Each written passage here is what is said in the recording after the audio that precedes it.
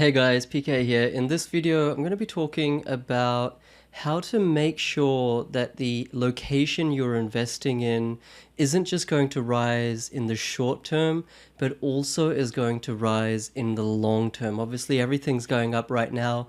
I see so many investors making a mistake of getting carried away, and they will then find that in a year, 2 years, 3 years, the locations they've invested in will have a huge correction. So we'll talk about that. And also we're talking about a particular location that is actually primed for both short-term and long-term growth. Okay, so my name's PK. As I just said, I help people build passive income through property investing using data without needing a $15,000 buyer's agent. And subscribe now or at the end of the video if you get value out of my channel, out of this video.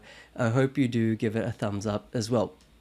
All right, so the location we're going to be talking about today is, as you can already see, Harvey Bay. Harvey Bay, for those of you who don't know, is in Queensland. You know, this is Brisbane. Go past the sunny coast, go past Gympie, you come to Harvey Bay. And, you know, this area is like a tourist hotspot, but it's more than that these days. A lot of migration from Queensland, other parts of Queensland, New South Wales, Victoria, because it's just a beautiful place to live right next to Fraser Island as well. And I can tell you that we had been investing here fairly heavily last year, at the start of this year, as well. All right, so the thing is that the people who are investing in Harvey Bay now, I'm not saying it's a bad idea. You have to be careful. Short term, prices will go up. And let me talk to you about some long term things. Before I get there, let me just illustrate what's happened in Harvey Bay. So let's take a pretty central suburb in Harvey Bay. Let's call it Urraween, which is kind of in the middle of Harvey Bay proper.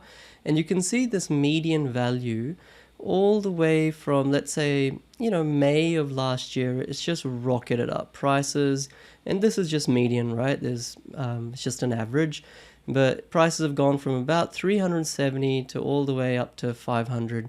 I would actually argue this is a bit incorrect. They're more like 570 these days. So they've gone up about $200,000 in just under 2 years, as have the rents. So if you look at the rents, they actually started going up well before May of last year. They started going up in around end of 2018. And that's what typically happens. The rents start increasing, you know, maybe about a year or two, sometimes before the real price action, house price growth, capital growth occurs. So, you know, for those people who say, look, all these regional areas only growing because COVID and the mass migration away from capital cities to regionals, you can see that this dynamic was occurring well before COVID into 2018, 19, and early 20 as well.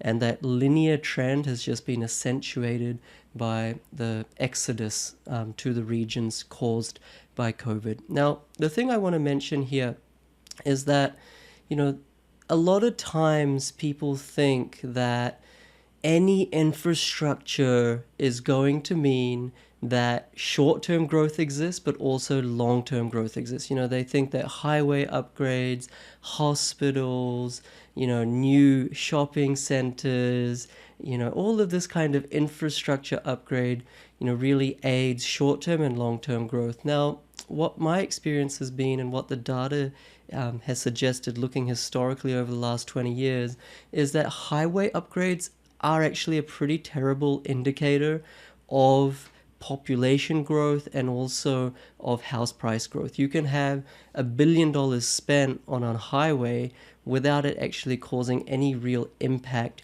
to the local population, because sometimes the highway will take you around a particular suburb, which will actually just mean that that suburb is even less in demand. There's so many reasons. A better indicator of long-term growth is hospitals. You know, you see this maybe about 4 years ago, there was a hospital upgrade in Bendigo.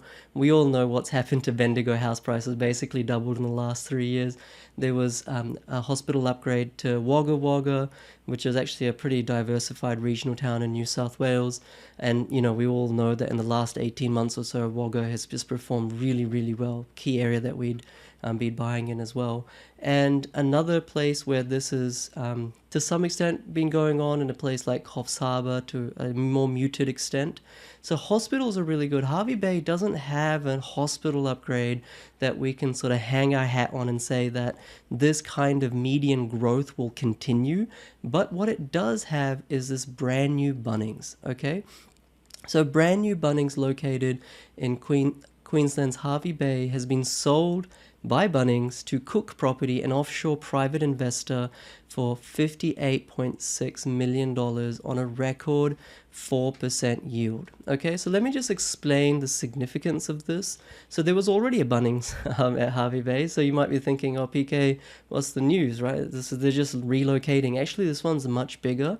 But the bigger point to make here is that if I scroll right down to this article, Stonebridge Partner, which is the advisor, said it was apparent that Harvey Bay is seen as a very desirable investment location with strong forecast population growth that will underpin the location for Bunnings over the long term. You know, when big outfits like Bunnings, not necessarily McDonald's, they're still pretty small, big outfits like Bunnings choose to expand or choose to enter a market, now they have so much research and science that have gone behind that decision that we as property investors can kind of piggyback off the back of it. Now this was a long time in tow.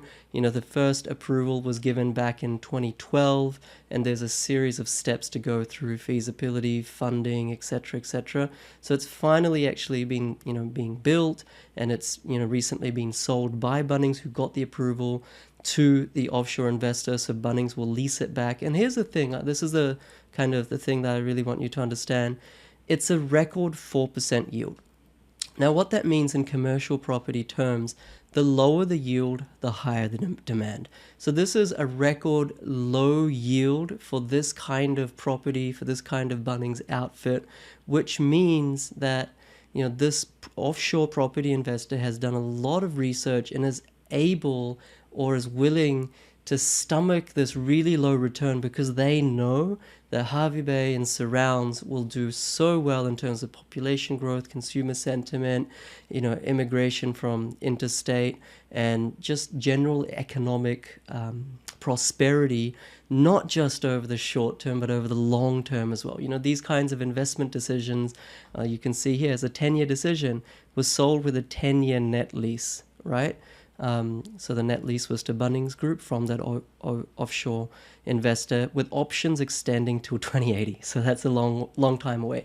So genuine long-term outlook. And that's where I started this video. Almost anywhere in Australia, we've been able to make money in the short term because of the huge boom in 2021. From 2022 onwards, you need to be so measured where you invest because the short-term opportunities will dry up. We don't want to buy in an area that booms again another 10% in 2022, but then contracts by 5% or potentially the entire 10% in 2023. So you really need to understand this infrastructure outlook and what key players in the industry and how commercial yields are performing. Commercial and residential property markets often go hand in hand for understanding what's happening at a local government area level. And the last thing I'll say is that whilst we're not investing in and around this area anymore, despite it providing short-term capital growth prospects and long-term capital growth prospects, the reason being it's already grown more than 50%. My clients, we want to invest somewhere that has grown much less, more towards the bottom of the cycle. But there are opportunities, in, you could say, satellite towns around Harvey Bay with that ripple effect, price growth going from this epicenter out where there is affordability. Ripple effect isn't always there. Ripple effect means an area starts to grow in value and then people get priced out in buying a little bit further out. Therefore, it's like, a center of an earthquake where there's epicenter and the aftershocks or the quake being felt further out. the ripple effect doesn't always happen unless affordability in these outer areas is the same as the inner areas, right? If these outer areas, those people can't afford the higher prices, then the ripple effect won't occur. So we are investing in some areas around here where that ripple effect will occur, but I just want to leave you there. Invest in areas where there will be short-term growth, plenty of it in 2022, but make sure you do the long-term fundamentals. It's not hard. You just do Google research. You call a few people locally, look at the council, call the council locally. Everything can be done really at home. You just need a phone, maybe an hour or two, and an internet connection. You don't need a buyer's agent or anything. Anyone can do this. But that's really the point I wanted to make. So Harvey Bay is poised not just for long-term growth, but the short-term growth as well. But, there are better places to invest because you've missed the bottom of the market by a long way. Hopefully that was useful. If it was, give it a subscribe, this video, give it a like, give it a thumbs up, and turn notification bell on so that for future insights and opinion pieces, you actually get a notification. My name's PK, and if you want to up your level of property investing, know-how, knowledge, and intel, join the Facebook group. I'll leave a link below. More than 10,000 people there, the podcast and my website, all the links are below. I wish you, this is probably my last video before Christmas. I wish you a very Merry Christmas for 2021, and I'll see you again on the other side. Catch ya. Bye.